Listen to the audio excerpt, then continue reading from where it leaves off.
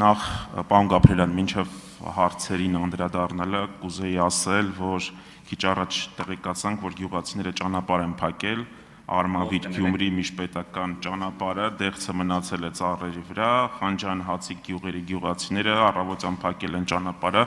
լավ լիներ այս հարցին դուք կամ ով է փակել ինչ գյուղացիները փակել են Արմավիր Գյումրի միջպետական ճանապարհը, Խանջան Հացիկ գյուղերի լավ կլիներ քաղաքացիական պայմանագիր խմբակցությունը այս հարցի վերաբերել նաև արձագանքեր, որովհետև գյուղացիները ստիպված են լինում ապրանքը մթերել ինքնարժեքից ցածր գնով։ Սա զուտ, այսպես ասած, բուն հարցը չէր, հիմա բուն հարցերին։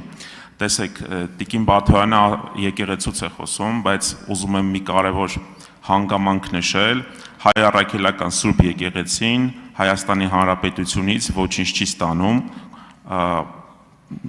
միևնույն ժամանակ խոշոր հարկ վճարողներից է եւ որքանով որ հիշում եմ պարոն Ֆարմանյանն էր ասում 520 որի տեղում էր գտնվում միևնույն ժամանակ եթե համեմատում ենք հարևանների հետ վրաց ուղափառ եկեղեցին ստանում է պետությունից տարեկան 20 միլիոն դոլար եւ այստեղ ուզում եմ համեմատական անցկացնեմ խոսվում է հայ առաքելական Սուրբ եկեղեցու մասին, բայց ոչ մեկ չի ասում, որ այս տարիների ընթացքում ինչքան աշխատանքներ են կատարվել առանց պետական միջամտության։ Միևնույն ժամանակ եկեղեցին դեռևս հարկ է հասցնում վճարել։ Հիմա բուն հարցերը։ Տեսեք, շատ հաճախ անցնում եմ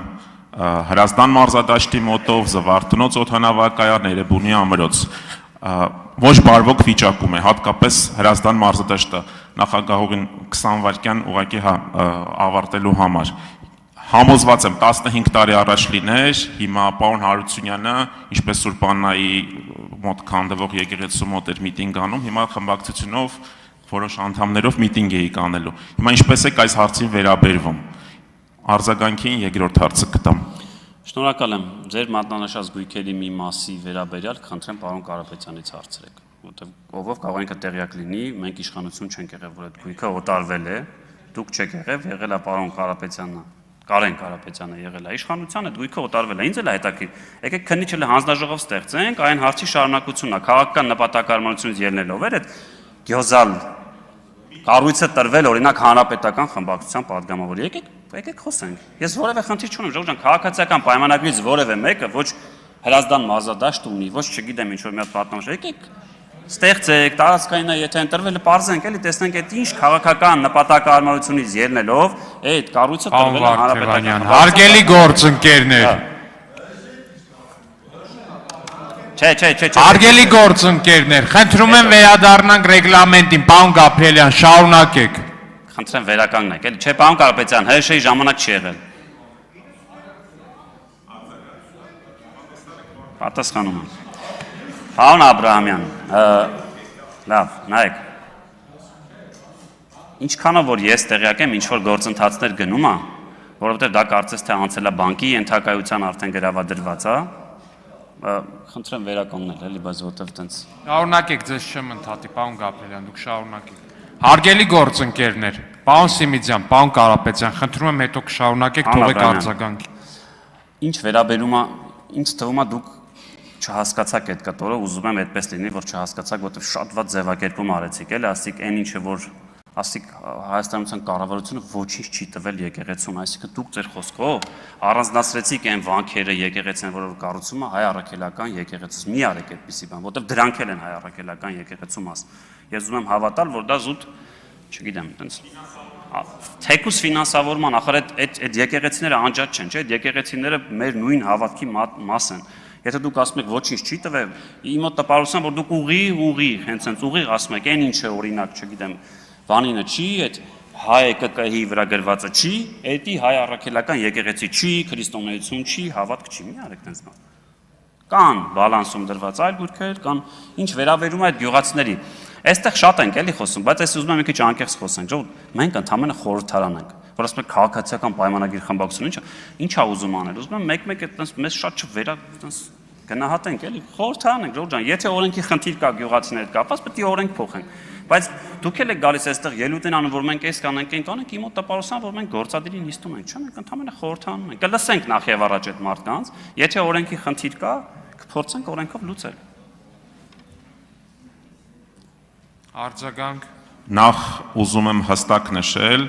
մենք Ուժեղ Հայաստան կուսակցությունը, Դաշինքը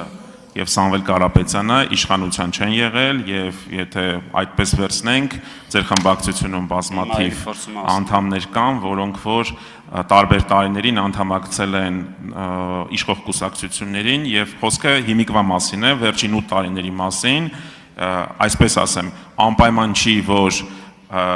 համապատասխան մարզադաշտի տերը ինչ որ քաղաքական հայտարարություն անի կամ քննադատի կառավարությանը, որ միանգամից հիշեք, որ Հրազդան մարզադաշտը եւս գտնվում է ոչ բարվոք վիճակում եւ հորդորում եմ զբաղվել, որովհետեւ դա բացին այնից, որ մենք Հայաստանի Հանրապետությունում ամենամեծ մարզադաշտն է եւ բազմաթիվ պատմական հիշողություններ են այդ ստադիոնի հետ կապված, նաեւ մենք այսօրվա դրությամբ այդպես էլ չունեցանք ձեր կողմից 8 տարի առաջ խոստացված մարզադաշտը այսքանը Պարոն Աբրահամյան, ես ամենակիչն եմ ուզում այստեղ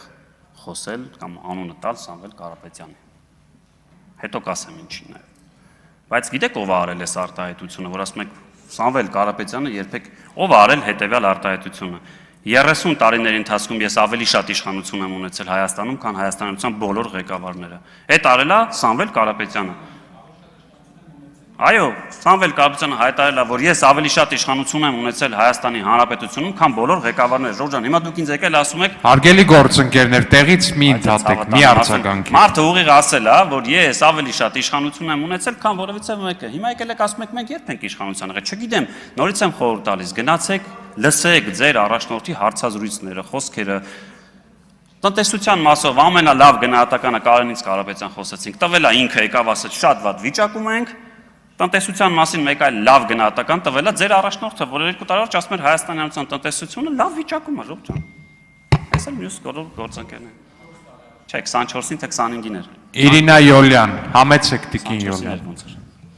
Պարոն Գաբրիելյան, դուք որակում տվեցիք